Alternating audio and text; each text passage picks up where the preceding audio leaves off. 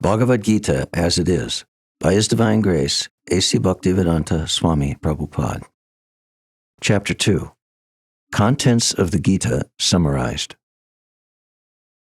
Sanjaya said, seeing Arjuna full of compassion and very sorrowful, his eyes brimming with tears, Madhusudana, Krishna, spoke the following words. The Supreme Person, Bhagavan, said, my dear Arjuna, how have these impurities come upon you? They are not at all befitting a man who knows the progressive values of life. They do not lead to higher planets, but to infamy. O son of Pritha, do not yield to this degrading impotence. It does not become you. Give up such petty weakness of heart and arise, O chastiser of the enemy. Arjuna said, O killer of Madhu, Krishna, how can I counterattack with arrows in battle men like Bhishma and Drona, who are worthy of my worship? It is better to live in this world by begging than to live at the cost of the lives of great souls who are my teachers. Even though they are avaricious, they are nonetheless superiors. If they are killed, our spoils will be tainted with blood. Nor do we know which is better, conquering them or being conquered by them. The sons of Dhritarashtra, whom if we killed, we should not care to live, are now standing before us on this battlefield. Now I am confused about my duty and have lost all composure because of weakness. In this condition, I am asking you to tell me clearly what is best for me. Now I am your disciple and a soul surrendered unto you. Please instruct me. I can find no means to drive away this grief which is drying up my senses. I will not be able to destroy it, even if I win an unrivaled kingdom on the earth with sovereignty like that of the demigods in heaven. Sanjaya said, having spoken thus, Arjuna, chastiser of enemies, told Krishna, Govinda, I shall not fight, and fell silent. O descendant of Bharat, at that time Krishna, smiling in the midst of both the armies, spoke the following words to the grief-stricken Arjuna. The Blessed Lord said, while speaking learned words, you are mourning for what is not worthy of grief. Those who are wise lament neither for the living nor the dead. Never was there a time when I did not exist, nor you, nor all these kings. Nor in the future shall any of us cease to be. As the embodied soul continually passes in this body, from boyhood to youth to old age, the soul similarly passes into another body at death. The self-realized soul is not bewildered by such a change. O son of Kunti, the non-permanent appearance of happiness and distress, and their disappearance in due course, are like the appearance and disappearance of winter and summer seasons. They arise from sense perception, O scion of Bharat, and one must learn to tolerate them without being disturbed. O best among men, Arjuna, the person who is not disturbed by happiness and distress, and is steady in both, is certainly eligible for liberation. Those who are seers of the truth have concluded that of the non-existent there is no endurance, and of the existent there is no cessation. This seers have concluded by studying the nature of both. Know that which pervades the entire body is indestructible. No one is able to destroy the imperishable soul. Only the material body of the indestructible, immeasurable, and eternal living entity is subject to destruction. Therefore, fight, O descendant of Bharat.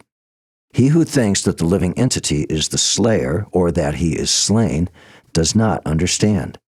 One who is in knowledge knows that the self slays not, nor is slain.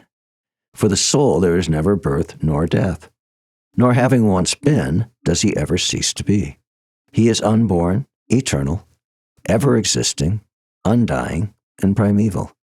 He is not slain when the body is slain. O Partha, how can a person who knows that the soul is indestructible, unborn, eternal, and immutable kill anyone or cause anyone to kill? As a person puts on new garments, giving up old ones, similarly, the soul accepts new material bodies, giving up the old and useless ones. The soul can never be cut into pieces by any weapon, nor can he be burned by fire, nor moistened by water, nor withered by the wind. This individual soul is unbreakable and insoluble, and can be neither burned nor dried. He is everlasting, all-pervading, unchangeable, immovable, and eternally the same. It is said that the soul is invisible, inconceivable, immutable, and unchangeable. Knowing this, you should not grieve for the body. If, however, you think that the soul is perpetually born and always dies, still you have no reason to lament, O mighty armed. For one who has taken his birth, death is certain, and for one who is dead, birth is certain. Therefore, in the unavoidable discharge of your duty, you should not lament. All created beings are unmanifest in their beginning, manifest in their interim state, and unmanifest again when they are annihilated. So what need is there for lamentation? Some look on the soul as amazing, some describe him as amazing, and some hear of him as amazing, while others, even after hearing about him, cannot understand him at all. O descendant of Bharat, he who dwells in the body is eternal and can never be slain. Therefore, you need not grieve for any creature. Considering your specific duty as a Kshatriya, you should know that there is no better engagement for you than fighting on religious principles, and so there is no need for hesitation. O Partha, happy are the Kshatriyas to whom such fighting opportunities come unsought, opening for them the doors of the heavenly planets. If, however, you do not fight this religious war, then you will certainly incur sins for neglecting your duties and thus lose your reputation as a fighter. People will always speak of your infamy, and for one who has been honored, dishonor is worse than death. The great generals who have highly esteemed your name and fame will think that you have left the battlefield out of fear only, and thus they will consider you a coward. Your enemies will describe you in many unkind words and scorn your ability. What could be more painful for you? O son of Kunti, either you will be killed on the battlefield and attain the heavenly planets, or you will conquer and enjoy the earthly kingdom. Therefore get up and fight with determination. Do thou fight for the sake of fighting, without considering happiness or distress, loss or gain, victory or defeat, and by so doing, you shall never incur sin. Thus far I have declared to you the analytical knowledge of Sankhya philosophy. Now listen to the knowledge of yoga, whereby one works without fruitive result. O son of Pritha, when you act by such intelligence, you can free yourself from the bondage of works. In this endeavor there is no loss or diminution, and a little advancement on this path can protect one from the most dangerous type of fear. Those who are on this path are resolute in purpose, and their aim is one. O beloved child of the Kurus, the intelligence of those who are irresolute is many-branched.